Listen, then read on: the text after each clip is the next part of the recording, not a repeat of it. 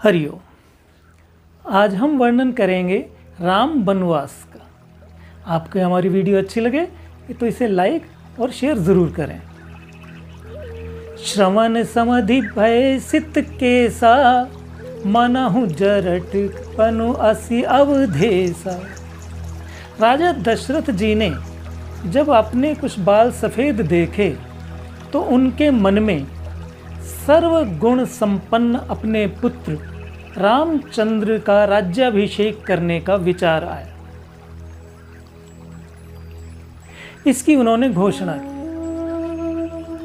इसके पश्चात जो भी हुआ, मंथरा ने, कैकेयी ने जो भी किया, ये हिंदू संस्कृति से जुड़े हुए सभी लोग जानते हैं, उसका वर्णन करने की आवश्यकता नहीं है। हमारा प्रतिपादित विषय है सद्ग्रंथ रामायण के आदर्श गुण। पिता का पुत्र के प्रति स्नेह, पुत्र का पिता के प्रति कर्तव्य, स्त्री का पतिव्रत धर्म, पति का पत्नी के सम्मान की रक्षा, भ्रातृ स्नेह, त्याग, वचनों का पालन, माता पिता का सम्मान इत्यादि आदर्श गुणों का भंडार है रामायण। इसमें स्वार्थ नामक शब्द कहीं दिखाई ही नहीं देता। जब रामचंद्र जी को संदेश मिला उनके राज्याभिषेक का, तो उनके मन में कोई प्रसन्नता नहीं हुई। अभी तो उनका मन थोड़ा सा विचलित हो गया। वो मन में विचार करने लगे कि जन्मे एक संग सब भाई, भोजन शयन के लिलरिकाई। करण वेद उपबीत ब्याहा, संग संग सब भय उछाहा। रामचंद्र जी मन में विचार कर रहे हैं कि हम चारों भाई एक साथ उत्पन्न हुए, एक साथ सोए, खाना खाया, खेले, यहाँ तक कि हमारे कर्ण वेद, यज्ञोपवीत और विवाह भी एक साथ हुए। फिर ऐसा क्यों कि मुझे राज्य अन्यों को नहीं? ये भावना त्याग की। लेकिन बड़ों के आदेशों का बिना तर्क के पालन करना, ये शिष्टाचार है। यहां पर अब कैकेयी रूपी विघ्न आता है। कैकेयी की बुद्धि देवताओं की सहमति से सरस्वती जी ने हर ली है। कैकेयी ने अपने पूर्व प्राप्त 2 वचनों के अनुसार एक में भरत को राज्य और दूसरे में राम को 14 वर्ष के लिए वनवास मांगा। यह सुनकर के दशरथ जी की आंखों से झरनों की तरह आंसू बह निकले। कहने लगे, कैकेयी क्या मांग लिया ये तूने? भरत के लिए राज्य मांग, कोई दिक्कत नहीं।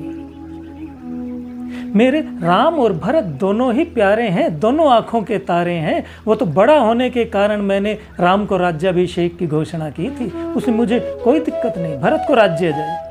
लेकिन अपने दूसरे वर को बदल लो जिसमें राम वनों को ना जाए, राम मेरे सामने ही रहे। राम के बिना मेरे प्राण नहीं रह पाएंगे। तिष्ठे लोको विना सूर्यम, सस्यम वा सलिलम विना, विना न तू रामम विना देहे, तिष्ठे तु मम जीवनम।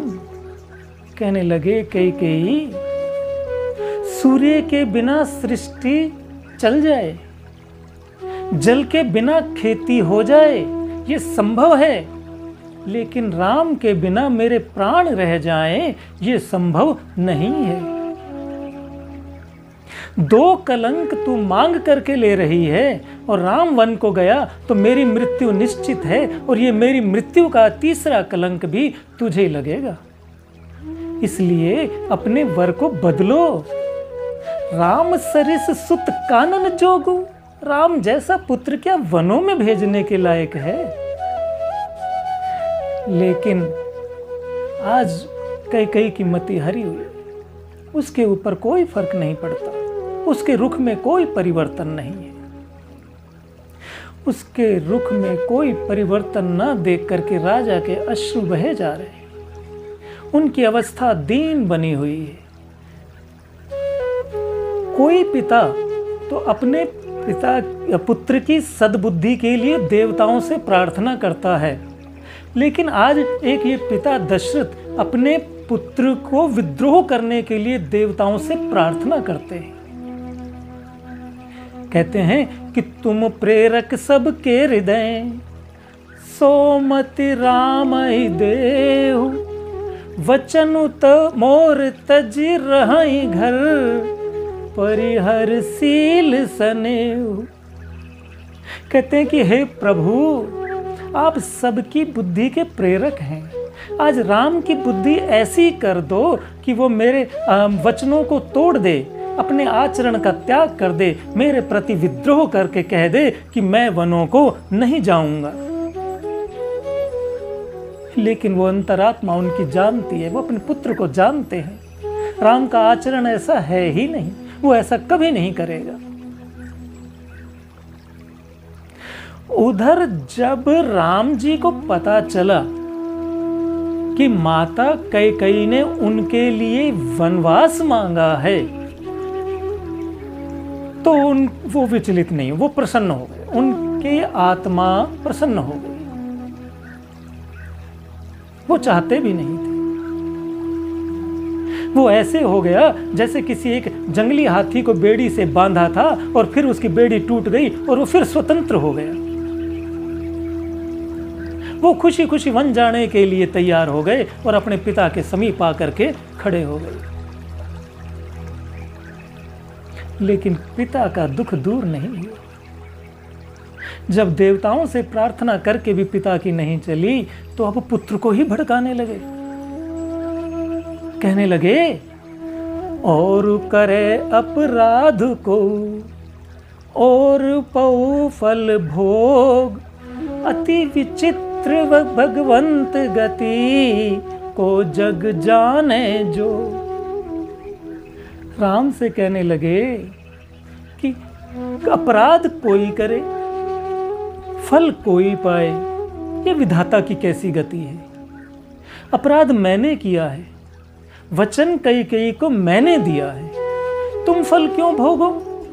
तुम वन जाने से इनकार कर दो। लेकिन राम का आचरण ऐसा कहाँ है जो अपने पिता के वचनों को झूठा कर दे। वो सत्य प्रतिज्ञ खड़े हैं। जब सीता जी को पता चला कि राम वन जाएंगे, तो वो सारे सुखों का त्याग करके पति के साथ वन जाने के लिए दृढ़ निश्चय करके अपने ससुर के आगे हाथ जोड़कर खड़ी हो गई। अब दशरथ जी का दुख और बढ़ गया कि ये बच्ची वनों के लायक नहीं है। अच्छा, अब उनको और हो गया कि अच्छा राम जाते हैं तो जाए, कम से कम सीता ही रुक जाए। सीता ही रुक जाएगी तो इसी में मैं राम की छवि देख करके शायद मेरे प्राण रह जाएंगे। उन्होंने बहुत समझाया, लेकिन सीता जी ने अपने तर्कों से दशरथ जी को निरुत्तर कर दिया।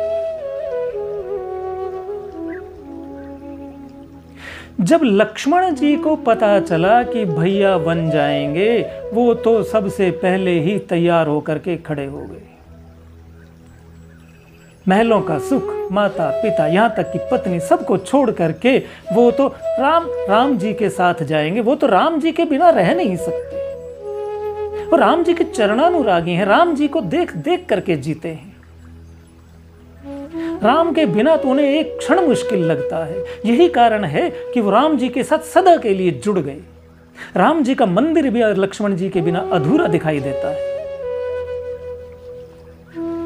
ये भ्रातृ स्नेह और त्याग की पराकाष्ठा है। दशरथ जी एक शैया पर दीन अवस्था में लेटे हुए केवल आंसू बहा रहे। उन्हें कुछ सूझ नहीं रहा।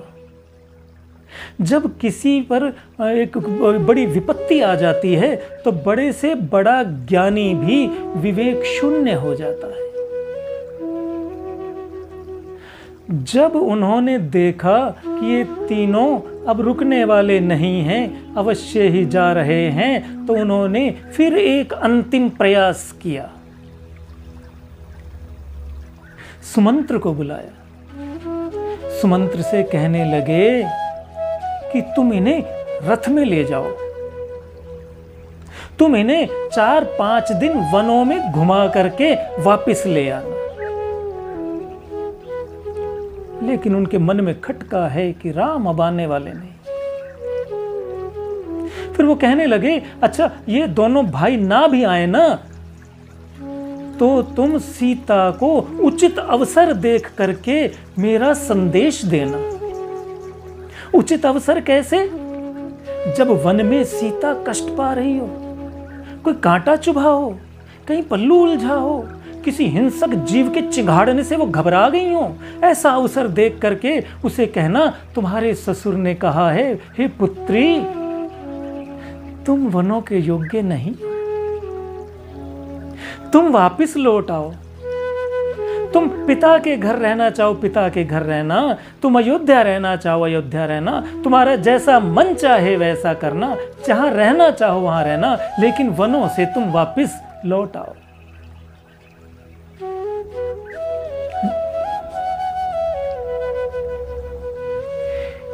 ये एक पिता का अपनी पुत्र वधू के प्रति स्नेह है। जब रामचंद्र जी गुह से मिलकर के गंगा पार जाने लगे तो उन्होंने सुमंत्र को वापस जाने का आदेश दिया। सुमंत्र ने राम, लक्ष्मण और सीता को दशरथ जी का संदेश दिया, लेकिन उन तीनों ने अपने अपने तर्क दे करके वापस लौटने से इनकार कर दिया। सुमंत्र खाली रथ लेकर के लौट चले। सुमंत्र जब अयोध्या पहुंचे तो एक बार राजा दशरथ की आंखों में चमक आई कि शायद सीता ही लौट आई हों, लेकिन खाली रथ देख करके उनकी अंतिम आशा भी टूट गई। और अंतिम आशा ही क्या टूटी, उनकी तो जीवन डोरी ही टूट गई। राम राम कही राम कही, राम राम कही राम, तनु परिहर रघुवर विरहूं, राउ गयो सुरधाम। राम राम पुकारते हुए दशरथ जी ने पुत्र राम के वियोग में प्राण ही त्याग दिए। इस प्रकार आदर्श गुणों की भंडार ये रामायण। इसके हम अपने जीवन में इसके गुणों का 1 या 2% भी अपने जीवन में अपनाएं तो हमारे घर और हमारे समाज टूटने से बच सकते हैं। आज तक के लिए इतना ही। हम फिर मिलेंगे एक सुंदर रामायण कथा के साथ। तब तक के लिए हरि ओम।